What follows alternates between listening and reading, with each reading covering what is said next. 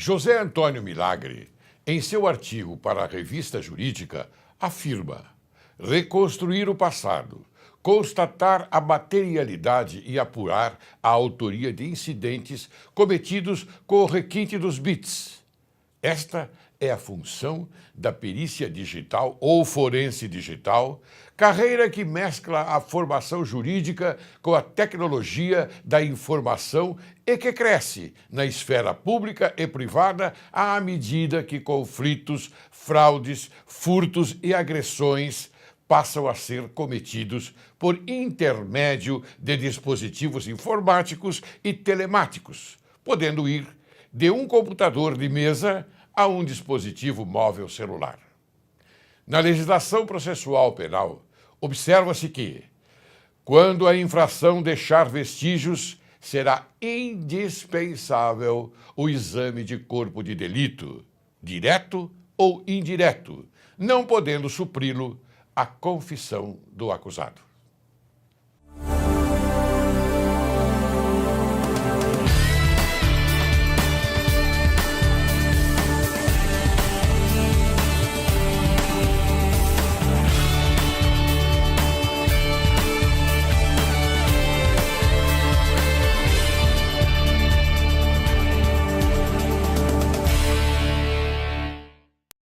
Hoje, Direito e Justiça em Foco conversa com Fernando de Pinho Barreira. E ele vai falar sobre um assunto importante que eu tenho certeza absoluta que você, caríssimo telespectador, vai aceitar e gostar. Trata-se de perícia, cybercrimes e suas implicações. Quem é Fernando de Pinho Barreira? É bacharel em Direito, perito criminal em forense computacional, analista de sistemas, administrador de empresas, especialista em Direito Eletrônico pela Escola Paulista de Direito e especialista em Sociedade da Informação e Direito de Autor pela Universidade de Lisboa. Professor convidado dos cursos de pós-graduação em Direito Eletrônico da Escola Superior de Advocacia e Fundação Getúlio Vargas. Secretário-Geral da Comissão de Direito Eletrônico e de Crimes de Alta Tecnologia da OAB de São Paulo e membro consultor da Comissão de Direito da Tecnologia da OAB de Minas Gerais. Membro da Associação Portuguesa de Direito Intelectual. Esqueci alguma coisa? Está de bom tamanho. Como vai? Fosse generoso. Como vai? Prazer estar aqui, uma satisfação. Muito bem, muito obrigado pela sua presença aqui, Fernando. Tenho certeza que será de grande utilidade, porque esse é um programa que visa informar bem o telespectador. E essa é a nossa missão hoje. Vamos falar sobre perícia, que você é professor nessa matéria, correto? Muito bem. Como nós temos o tema perícia, cybercrimes e suas implicações, eu gostaria que você explicasse ao telespectador o que significa cybercrimes. Cybercrime acabou sendo a terminologia mais utilizada, mais popularizada para o crime cometido através do meio eletrônico. Então, esse nome grande, o que quer dizer? Os crimes, muitos deles são os crimes que já existem sob um novo suporte, ou seja, ou a internet ou um suporte físico não conectado à internet. Cybercrime seria aquele crime mais comum, quando se fala em crimes eletrônicos, aquele que é cometido com o uso da internet. E o crime eletrônico pode ser cometido até num celular sem chip, totalmente desconectado. Uma violação desse celular acaba sendo uma violação do dispositivo eletrônico, que hoje é crime. Muito bem, mas a proliferação desses crimes aí está sendo considerada de um volume grande, de uma incidência bastante curiosa? Sem dúvida. Com a popularização do meio, acontece que os criminosos também migram para onde está a demanda, não é? Para onde está o público. Então é a demanda que chama o crime. É curioso até se fazer observar, até há pouco tempo atrás se dizia que o Macintosh, os tablets e os celulares da Apple não teria vírus. Na verdade, não se fazia muito São vírus. Indevassáveis. É um mito, porque na verdade não se fazia vírus para a Apple porque poucos tinham Apple. Com a popularização do smartphone e o tablet, o criminoso passou a visar o usuário também do tablet. Mas o interessante é notar que os crimes, em sua maioria, são os mesmos. Fora a invasão de computador, roubos de identidade, etc., são situações novas. Os crimes são os mesmos com um novo suporte. Uhum. Muito bem. Com a popularização do uso da internet, surgem também os problemas dessas relações jurídicas no meio digital. Qual é o impacto na sociedade desse uso massificado da internet? É tamanho, né? Não só na facilidade que todos sabem, todos utilizam de uma forma ou de outra, compra online, ou mesmo a pesquisa de um produto online, do preço para fazer a compra convencional. E o impacto do crime é, da mesma forma, gigantesco. Nós temos, por exemplo, o fraude internet banking, acontece hoje muitíssimo, e hoje o cliente é indenizado, embora a fragilidade esteja do lado do usuário, ou seja, o computador dele que é invadido, não o sistema do banco, mas hoje ele é indenizado. O volume é crescente e espantoso. Eu notei agora que você falou a respeito da compra. A compra, você se refere, obviamente, ao cartão. É o cartão que em nosso poder ele é indevassável. Mas passando para uma outra esfera, ou seja, você utilizando na internet, ele passa a ser, no meu modo de ver, inseguro ou não. O que nós temos justamente é uma atenção do criminoso, o fraudador, no caso. Inclusive, eu até costumo dizer que o fraudador convencional é romântico já, né? Ele praticamente... Romântico já não existe, né? O sujeito que dá aquele golpe convencional, do bilhete de loteria, etc. Isso já ficou para trás, hoje ele pratica, sem dúvida, no meio eletrônico. E a compra online existem vários aspectos de fraude. Não só a empresa de vendas, às vezes sofre um prejuízo, embora seja sempre um prejuízo controlado. O usuário, sem dúvida, para fazer uma compra online, ele acaba sendo muito mais vulnerável, porque a loja tem como conferir o proprietário do cartão com a pessoa que está lá, né? No meio eletrônico, basta você ter número, data de validade, código de segurança, que você acaba conseguindo fazer a compra, né? Então, isso acontece muito. Mas há modos de controlar, né? Há maneiras de se conviver com essa modernidade sem deixar de utilizá-la. Não só a compra no sentido comercial, mas também no sentido da diversão, do lazer, não é? Porque hoje você compra um ingresso do cinema ou um ingresso do teatro pela internet e você obrigatoriamente tem que usar o cartão. Nesse momento, vale um alerta, né? Me causa muito espanto. Eu utilizo isso tudo, até não poderia deixar de ser como profissional da área técnica, mas eu tomo cuidado de não pedir que armazenem meus dados. Porque imaginem o seguinte... Sim, isso é importante, porque o telespectador precisa tomar esse cuidado. Por favor. É uma pergunta muito comum. Até os táxis que nós pedimos, boas companhias de táxi, falam: o senhor quer que armazene os seus dados para uma futura compra? Em matéria de praticidade é muito interessante, mas é uma temeridade, não é? Imaginem que até esses bancos de dados podem ser violados e até o descarte do equipamento. Essa empresa amanhã, quando ela vai se desfazer do seu servidor, ela paga tudo, e nós sabemos que isso pode ser retornado com uma ferramenta forense. Sim. O criminoso também utiliza. É óbvio que o Fernando está colocando de uma maneira simples e é entendível. Armazenar significa o comércio, a pessoa que está numa determinada loja, ou determinado cinema, ou determinado teatro, ele mantém os dados durante um tempo longo, né? Sem ou dúvida. não? Sim, toda a tua relação comercial acontece. Eu já tive algumas situações do cartão clonado, com a maioria das pessoas, e todas advieram de uma guarda não autorizada. Então, eu não autorizei a guarda, uma seguradora, uma empresa de táxi também, e foi guardado porque a pessoa que está ali armazenando já tem uma má-fé, não a empresa, mas o funcionário, de vender esses dados a criminosos. Nesse caso específico, chegando ao conhecimento do judiciário através da parte, obviamente, de uma postulação da parte, isso ocorreria uma indenização? Seguramente é passível dano moral. Porque você não deu autorização? Sem dúvida. o mero armazenamento, quanto mais gerar uma situação de prejuízo.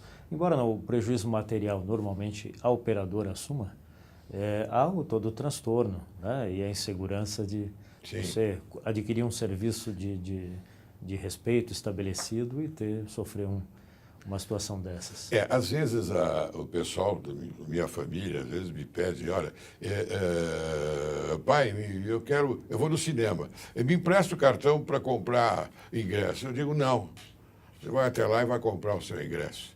O meu cartão não vai, de jeito nenhum. Eu mantenho ele seguro, ele está no meu poder.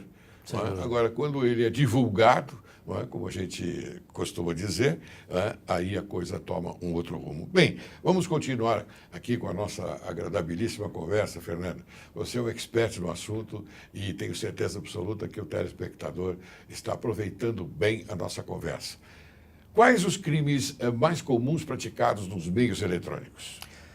Nós tínhamos sempre que, desde o início da operação comercial na internet, a fraude. A fraude internet banking no momento seguinte, né, que é aquele sujeito que entra com seus dados pensando que está no site do banco e, na verdade, tendo o seu computador contaminado, ele informa os dados ao fraudador e não ao banco. Né? Aí existem dois crimes, a quebra do sigilo bancário, quando ele acessa a conta, e possivelmente a fraude internet banking, que é o desvio do dinheiro. Então, nós começamos pelas compras online, tínhamos a fraude de compra online, depois fraude internet banking, e agora nós temos, com a popularização das redes sociais, já de alguns anos, nós temos muito crimes contra a honra, as injúrias, as difamações, isso é gravíssimo no meio eletrônico, e mais recentemente ele vem acontecendo até no celular. Aquele aplicativo WhatsApp, informações são ali utilizadas até com mais popularidade do que na rede social em si. Então, hoje, esses seriam os crimes mais comuns. Com a entrada em vigor da Lei 12737... Qual o nome da lei, por favor? 12737/2012. 12737. Que ganhou o epíteto de Lei Carolina Dickmann. Sim, né, claro. Da modelo. Aliás, nós comentamos essa lei em outro programa aqui passado, e colocamos bem essa matéria, porque inclusive ficou conhecida como Lei Carolina Dickmann, né? Porque justamente foi a comoção. Há colegas que se incomodam com o apelido da lei, né? Eu não vejo porquê, porque foi realmente o caso da modelo que sensibilizou a opinião pública e fez o parlamentar aprovar duas leis que existiam já de há muito para serem aprovadas pelo legislador, que é a 12735, que era o antigo projeto PL 84 do senador Azeredo. Foram aprovadas as duas juntas. Então, hoje, com o advento e a entrada de vigor dessa lei, que entrou em 2 de abril, nós passamos a ter também... Já foi regulamentada? Não, ela é uma lei curtinha, né? Tem 5 artigos. Sim. E, na verdade, ela está em vigor mesmo desde 2 de abril do ano passado.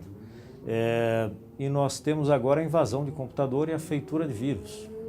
Embora isso não chegue ao judiciário com mais frequência, isso acontece odiernamente aos milhares. Né? Isso é lamentável, porque quando há uma invasão da intimidade, conforme previsto na Constituição da República Federativa do Brasil, no seu artigo 5º, inciso 10, a gente se sente bastante frágil. Bastante frágil. Isso incomoda, como incomodou essa excelente artista Carolina Dickmann. Então, e ela, no momento que isso aconteceu, teve outro caso de um outro ator também, que a lei já estava aprovada, mas não estava em vigor, foi mais ou menos em março de 2013 aconteceu esse episódio, e não havia proteção legal para essa conduta. Sim. Né? Então, não era uma figura típica. E então, agora nós temos essa situação que já atende minimamente os anseios Muito bem. dos usuários. Me diga uma coisa, então, Fernando. As postagens em redes sociais, elas são consideradas também crimes? A postagem ofensiva, sem dúvida. Isso, ao contrário do que foi apregoado recentemente nas próprias redes sociais, uma divulgação do Ministério Público, não precisa ter o dolo, basta postar, né? Não precisa ter um intento. Então, uma postagem, mesmo que temporária, o usuário no calor da hora se manifesta de maneira negativa a alguém, ela configura sim o crime, e aí a efetividade da resposta vai estar relacionada à feitura da prova, que é justamente onde nós atuamos, para buscar uma reparação e vai permitir sim a mesma conduta prevista no Código Penal. Perfeito. Agora me diga uma coisa, se a gente faz uma postagem no nosso Facebook, eu tenho Facebook também. Eu acompanho. Você acompanha? Sim. Oh, muito bom, obrigado. Eu só coloco matéria de altíssima relevância. Eu não coloco qualquer coisinha assim, ontem fui passear e encontrei fulano, beltrano. As coisas, as inutilidades. Eu acho que inutilidade não serve para Facebook. Eu tenho muito respeito pelo Facebook e pela divulgação da minha rede social, como você também tem, porque você tem uma rede social muito boa também. Você acha que se eu colocar de uma forma, por exemplo, dessas que estão acontecendo atualmente, informações verdadeiras ou não, a gente precisa tomar muito cuidado pela internet, na questão do governo, por exemplo, quando atacam o governo, não é? Você acha que isso tem um resultado maléfico? Eu creio que sim. Aí são dois conceitos. O senhor abordou os dois provocou os dois assuntos de maneira bastante clara. A pessoa que publica na internet, hoje, quando você diz publico, você Sim. pode ser um anônimo, mas um anônimo público. Certo. Tenha lá seus 100 amigos, você está disponibilizando a sua imagem no meio eletrônico. Então, há de se ter uma linha editorial. Então, se eu sou um advogado, eu tenho que pensar o que é conveniente para a minha imagem. Sim. Se eu sou um apresentador de TV, de um programa talvez mais humorístico, aí eu tenho que ver que aquela linha me atenda. Então é muito comum as pessoas confundirem a imagem pública com a imagem da pessoa física. Todos nós sofremos, temos paixões e temos nossa opinião pessoal, mas há de se discernir bem, não precisa ser uma coisa inodora, né? Uma coisa que não tem teor algum, mas tem que ser uma linha conveniente. As críticas ao governo, as pessoas têm sua opinião e seus partidarismos, mas elas merecem um pouco de cuidado. Primeiro, que nós temos que saber separar a instituição da pessoa. Sim. Então, se o determinado governante eventualmente não agrada ao usuário, ele pensa se ele está atacando a República ou a atuação da pessoa. E para fazer uma crítica... E nós temos que ter respeito pela posição, por exemplo, a posição da presidente. Sem dúvida. Nós temos que ter respeito pelo cargo que ela ocupa, não é verdade? Exatamente. As instituições são nossas. Todas elas, a polícia, o judiciário, são instituições nossas e democráticas. Claro. Então, uma crítica tem que ser feita num teor que não cause prejuízo. Nós trabalhamos muito com a retirada de conteúdo ofensivo. E isso, em época de eleição, é bastante utilizado. Certo. E encontra amparo legal e até administrativamente consegue-se retirar boa parte dos conteúdos porque eles são visivelmente inadequados, né? Mas agora eu pergunto, essa postagem, ela merece você testar a respeito da confiabilidade dela? Sem dúvida, senão você pode estar incorrendo no crime de difamação. Claro. Não é? Eu tenho esse hábito, se o usuário é meu amigo, às vezes é somente um amigo virtual, e a pessoa se sente numa obrigação, são relações novas, contratuais quase, Sim. que se faz com os amigos. Eu tenho que curtir a postagem do meu amigo, eu tenho que compartilhar. E às vezes sim, claro. ele pratica a conduta e você a conduta da difamação, né? Muito bem. Vamos seguir então avante. Vamos então pedir a você que nos responda sobre utilizar redes sociais, blogs e microblogs é conveniente para as pessoas comuns e pessoas públicas? Sem dúvida, são meios interessantes. Nós temos hoje a publicidade no meio eletrônico, por exemplo, para divulgar o seu negócio ou até o profissional liberal, de maneira bastante grande. Hoje o investimento é cada vez mais significativo e tende a superar a mídia convencional, até pelo custo-benefício, né? Mas há de se escolher o que é adequado. e, num instante seguinte, controlar o meio, pelo menos o termo que diz respeito à sua pessoa.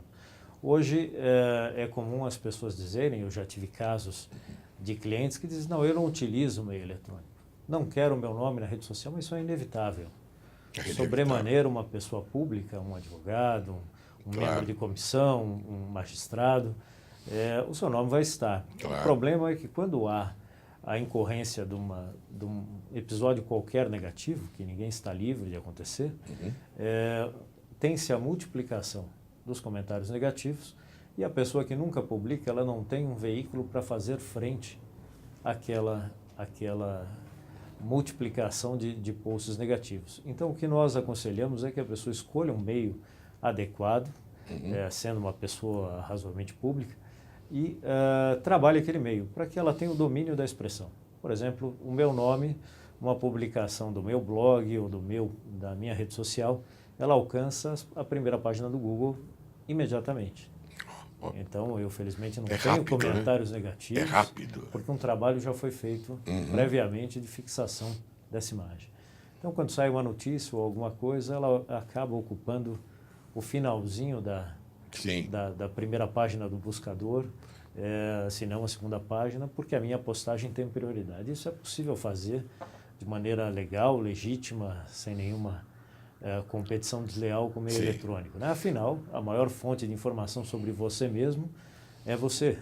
Então, é bastante razoável que assim seja. Muito bem. Agora eu vou fazer uma pergunta a você, que você vai responder no outro bloco, após o intervalo, tá bom? Eu vou perguntar o seguinte: pode-se retirar do ar os conteúdos que aparecem nos resultados dos buscadores, como Google e Yahoo? Essa pergunta você vai responder após o comercial. Você aguarde que logo, logo retornaremos. Direito e Justiça em Foco presta homenagem póstuma a um político honesto, probo e com nobreza de caráter, Eduardo Campos. O enunciado de Cícero se faz presente neste momento triste que se entoa o hino fecundo a comungar a paz do dever cumprido. A morte é triste e dolorosa para aqueles cuja vida extingue todas as coisas, mas não é para os vultos cuja glória não pode sucumbir.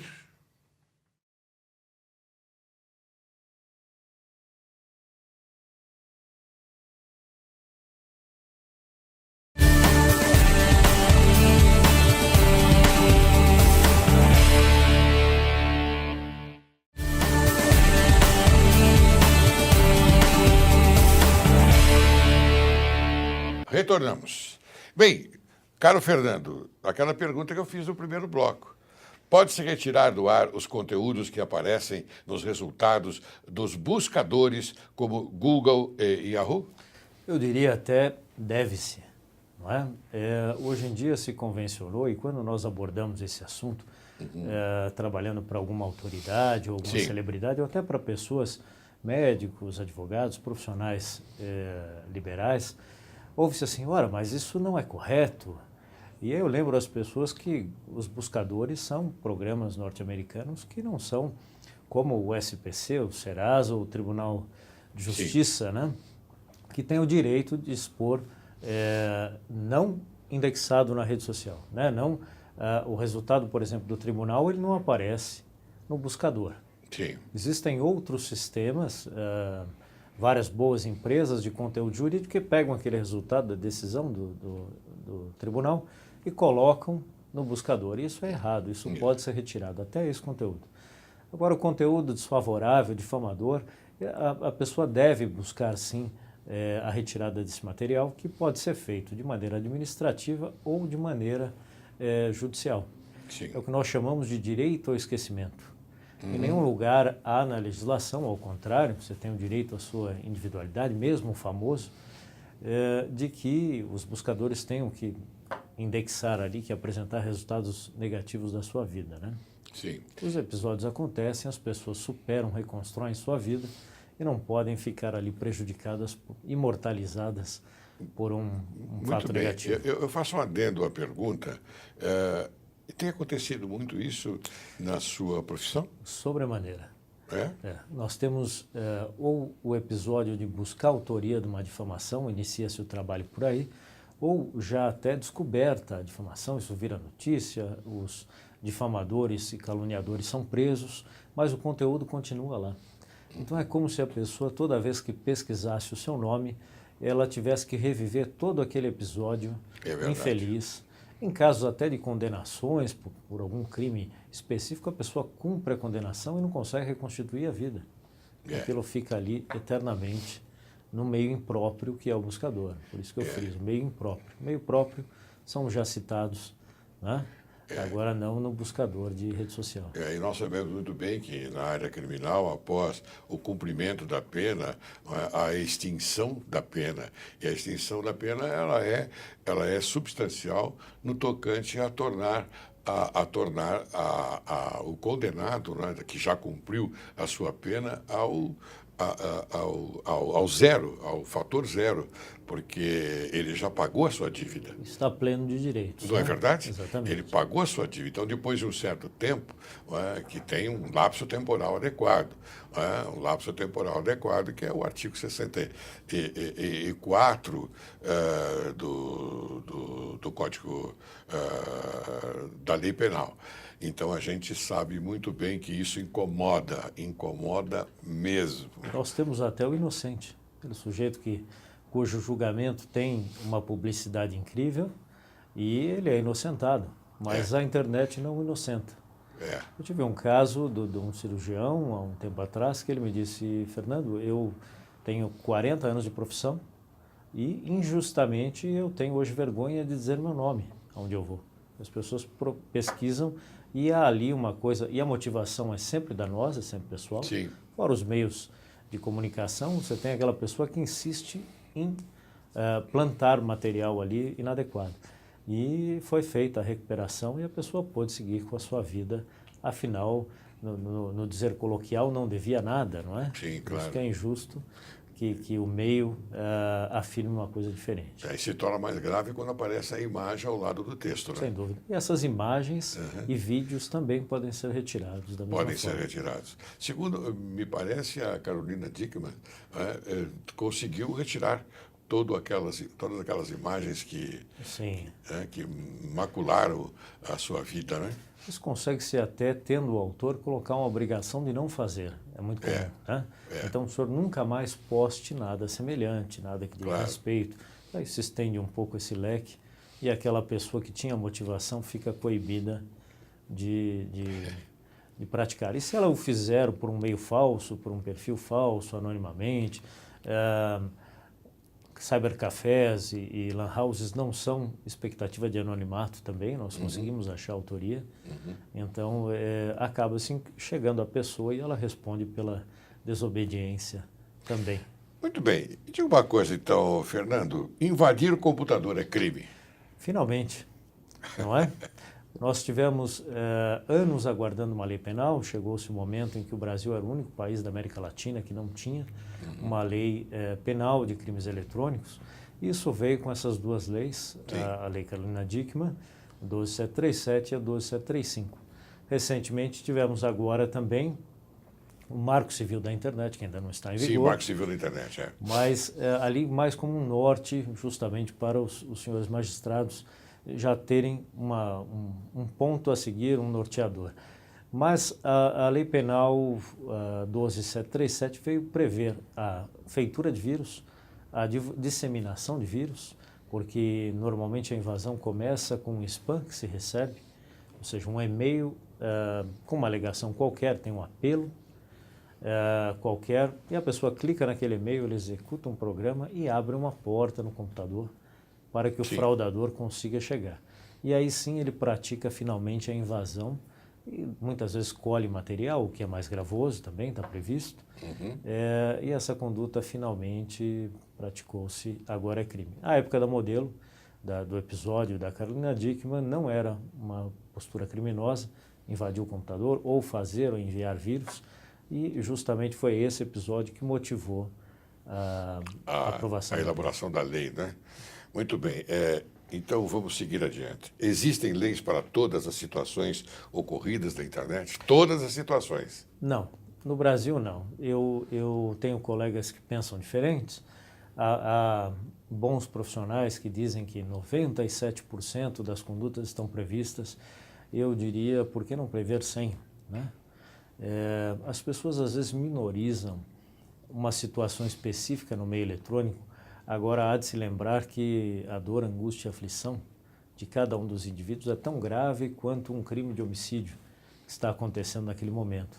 Então, eu não tenho muito temor de legislação. Eu creio que deveria ser feita, sobretudo na questão de prova.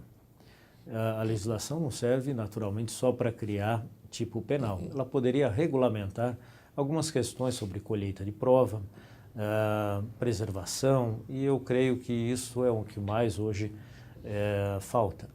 E além de alguns tipos penais, por exemplo, hoje eu falo impropriamente furto, mas a tomada de uma identidade virtual não é um crime. Se ela não decorrer numa invasão, ela não é crime. A pessoa pode assumir o perfil de outro. Que a conduta ela chega em um determinado momento que há a necessidade da materialidade do fato, né? Exatamente. Não é isso? Exatamente. Porque então, se eu assumir o perfil de alguém, não é uma conduta típica, mas há um prejuízo. É um prejuízo. Não é? Claro. Então, se a pessoa assumir aquele perfil e não difamar, não postar alguma coisa inconveniente, não tem aí uma figura criminosa, e esse é um exemplo de alguns que eu poderia dar aqui. Então, nós podemos entender que, em determinados momentos, essa lei da internet, ela está sujeita à disciplina judiciária. Eu creio que vai até mais além. Eu creio que o Marco Civil, sem dúvida, ele elenca várias situações em Como o perito, por exemplo. que o perito está... sim, na nossa atividade, sem dúvida. Na atividade, não é isso? Essa é uma pergunta excelente e que convém esclarecer. Muitas vezes nós atuamos não como perito nomeado, mas como perito pela parte. Sim. A pessoa sofre um episódio qualquer, ela não tem o autor, ela às vezes até vai a uma delegacia de polícia e não vê a resposta efetiva. Ela faz um boletim de ocorrência, o que é bom, o que é ideal, mas ela quer descobrir a autoria. Então nós temos como fazer de maneira legal a pesquisa disso. É interessante que se frise que o perito não é hacker, não se viola de regresso nem o criminoso em nenhum dos seus direitos, descobre-se a autoria e entra-se com uma ação civil ou penal, conforme o caso, contra essa pessoa. E nós estamos sujeitos à mesma disciplina do perito nomeado, ou seja, não é porque você é perito da parte que você pode torcer as provas ou os fatos. As regras são as mesmas, você estaria incorrendo num crime de falso. Claro. Então, isso é bastante aceito hoje em dia. As regras, elas são aquelas do artigo 275 Exatamente. e diante do Código de Processo Penal. Muito bem, meu querido amigo Fernando, a conversa está sendo muito proveitosa. Eu acho que tenho impressão, não, tenho certeza que o telespectador está aproveitando bem a nossa conversa. E essas informações são bastante boas, porque todos nós nos utilizamos da internet hoje em dia. Raramente nós encontramos algum profissional, quer do direito, quer de outra faixa de atividade, não é? Que não usa a internet. É o melhor meio de nós nos comunicarmos. Qualquer coisa hoje, e-mail, você recebe na hora. Pois é. E você responde na hora. Isso é importantíssimo. É importantíssimo. Muito bem, vamos lá. E eu pergunto agora a você como é a legislação brasileira de crimes eletrônicos e comparada às legislações de outros países. Ela veio tardiamente, então tem um amadurecimento, né? Nós temos essas duas leis, a 12737, que tratava, é um projeto muito antigo, o PL 84 de 99, e essa legislação foi sofrendo uma redução e um aprimoramento. Ao final, ela acabou aprovada tratando dois temas: o racismo praticado na internet e a instrumentação das delegacias. Ou seja, tem um artigo que diz que as delegacias devem se preparar para o combate cibernético. Isso é importantíssimo. Mas ficou reduzida a isso. E a Lei 12737... É uma pergunta que eu ia fazer a você sobre a infraestrutura. Nós temos uma infraestrutura adequada e quero que você prossiga no seu raciocínio. dos meios policiais. Sim, dos meios policiais, exatamente. Em seguida já lhe entro. E a Lei 12.737 que veio, sim, tratar de alguns pontos importantes. A feitura do vírus, como foi dito, a disseminação, a colheita de material. E, por último, tem ali um artigo que equipara cartão de crédito a documento eletrônico. Isso serve para apoiar uma legislação existente já. Então, nós temos basicamente isso. Eu creio que é profundamente insuficiente. Veja, Portugal, por exemplo, já está na sua 3ª revisão de legislação. Poxa. É um país próximo culturalmente.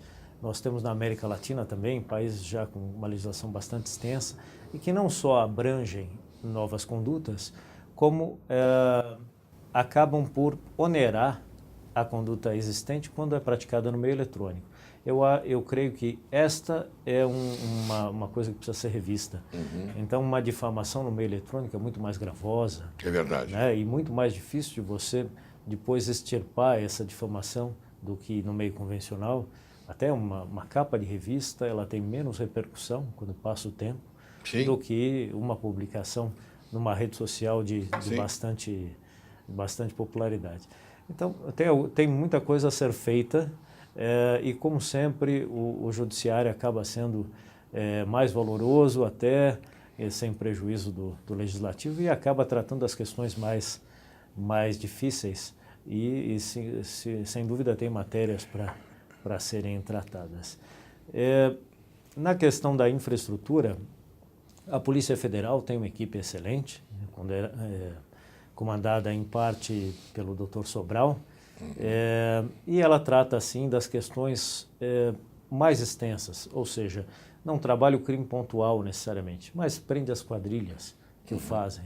Então, desde o anúncio de drogas na internet, tráfico de armas, isso há, como as redes de pedofilia. Então, há um trabalho muito bom sendo feito. O que eu vejo são a infraestrutura da Polícia Civil, que atende, sem dúvida, os casos mais gravosos, mas não atende essa demanda imensa, que é muito difícil o Estado fazer frente, né? Eu comparo, por exemplo, com o trabalho do FBI. O que impulsionou a resolução do caso do crime eletrônico nos Estados Unidos? Nós temos laboratórios de perícia lá espalhados em 16 estados. Sim. Então, geograficamente distribuídos. E o interessante é que eles são operados por peritos do FBI, mas atendem a todas as polícias. Então, quer dizer, concentrou-se recursos para atender a todos os meios do que a Polícia Civil ter a sua criminalística, talvez para a colheita de prova, mas o tratamento seria mais adequado se nós, já que não temos muito recurso, concentrarmos isso num modelo semelhante, né? Eu, inclusive, vou até mencionar aqui o nome, a figura do Charles Saba, que já esteve aqui várias vezes conosco no programa Direito e Justiça em Foco, e ele fala exatamente isso, com outras palavras. Ele diz que quando ocorre um fato, uma infração penal, um fato, enfim, criminoso, as polícias, elas aparecem de todos os setores, ou seja, bombeiros, correios, etc, etc, etc. Todas com o fim, com a finalidade de colaborar com aquela jurisdição. Eu acho isso muito importante, é diferente daqui do Brasil. Porque aqui no Brasil nós temos uma Polícia Civil, a Polícia Federal, acabou. Se ocorre um crime assim com mala de Correios, por exemplo, os Correios não aparecem, não tem interesse nenhum em defender a instituição. Nós sabemos que não é falta de competência e de empenho das polícias. Aqui o serviço forense é bastante caro. É claro. Nossos laboratórios têm ferramentas caríssimas. E isso é muito difícil. Claro. Nós demos uma entrevista há um tempo atrás sobre as invasões ao governo federal e nos perguntaram qual a dificuldade. E eu diria que a maior dificuldade seria institucional, ou seja, a perícia quer adquirir uma nova ferramenta e tem de esperar uma lei de concorrência que não atende à praticidade do meio eletrônico. Claro. Quando aquele recurso chega, ele já é obsoleto. Então, eu creio praticidade e o imediatismo da necessidade daquela... de fazer frente, sem dúvida. E eu creio também que falta um certo amparo legal para a ampliação da atividade do delegado de polícia.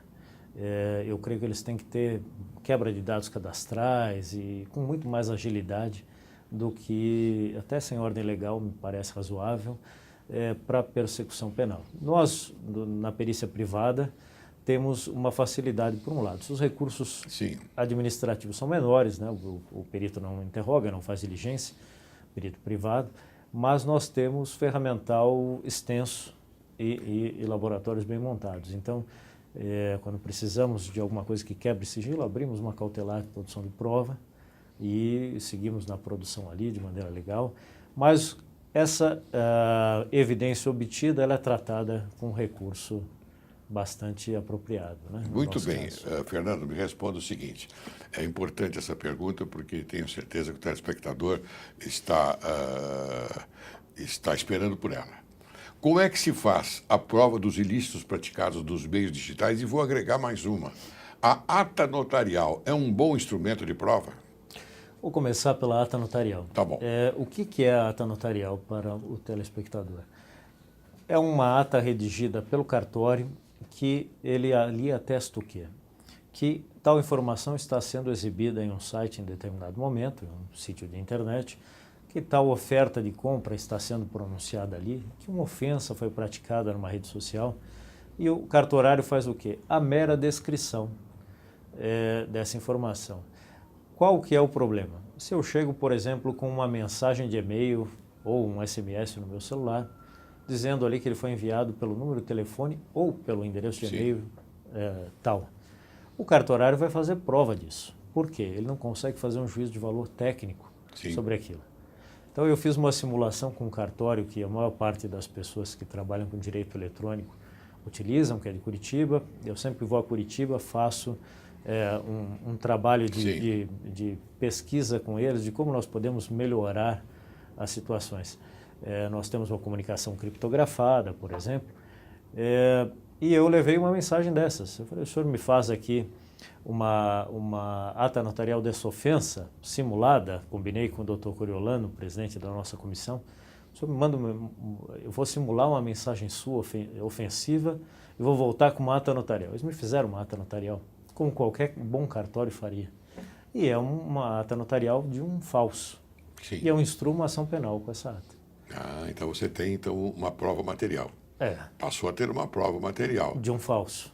Sim. Então, a primeira situação que eu diria assim, agora respondendo à pergunta principal, como é que eu lido com a prova digital? Isso. Eu tenho que primeiro questioná-la. Uma prova digital juntada aos autos, que é nada mais que a impressão do e-mail, não serve. Uma ata notarial também não quer dizer que seja a razão. É claro que o cartório nunca vai praticar o falso, agora ele pode ser induzido. Né? Então, eu tenho que sempre ter o e-mail eletrônico para submetê-lo à perícia e conseguir fazer a validação desse mesmo. Então, se eu fui ofendido na internet, não basta imprimir aquela tela, mesmo que em meio eletrônico. Sim. Eu tenho que fazer a colheita com a ferramenta eletrônica, com a ferramenta forense adequada, da qual eu tenho que ter o registro, tenho que ter a licença daquela ferramenta, para permitir o contraditório. Ou seja, que a outra parte possa pegar a mesma evidência e submetê-la e ver se consegue os mesmos resultados. Isso quanto a e-mail, postagens, páginas de internet, colheita de material em computador. Então, a prova tem que ser colhida pelo perito. Em seguida, nós analisamos e fazemos um juízo de valor. Sim. Então, com isso, se instrumenta um pedido de reparação ou de concorrência desleal com muito mais seriedade do que uma simples impressão de e-mail ou ata notarial. Muito bem, meu caro Fernando. Eu estou finalizando o programa, lamentavelmente, porque as suas informações são preciosas e aproveita a sociedade, o telespectador. Eu peço, então, as suas considerações finais. Eu diria que em meio eletrônico não deixem de utilizar. Eu creio que nós vamos sendo conduzidos cada vez mais para esses serviços, que são bons, são úteis, mas cabe uma certa prevenção quanto ao fornecimento de números de cartão de crédito, quanto à confiança no amigo virtual, convém um pouco mais de critério, na publicação de e-mails e de postagens e, sobretudo, no descarte de equipamentos também. Vou me desfazer do meu computador, desfaçam-se do computador, mas não do HD, do disco rígido, que é onde estão as informações. Nós, peritos, temos ferramentas que voltamos até 30 formatações de um equipamento. Então, convém destruir fisicamente esse equipamento ou guardá-lo do que correr o risco de ter informação divulgada no meio eletrônico. Muito bem, meu querido amigo Fernando de Pinho Barrera. Direito e Justiça em Foco agradece muito a presença aqui para divulgar essas informações ao telespectador. Agradeço mais uma vez e espero que você retorne. Será uma honra. Muito obrigado.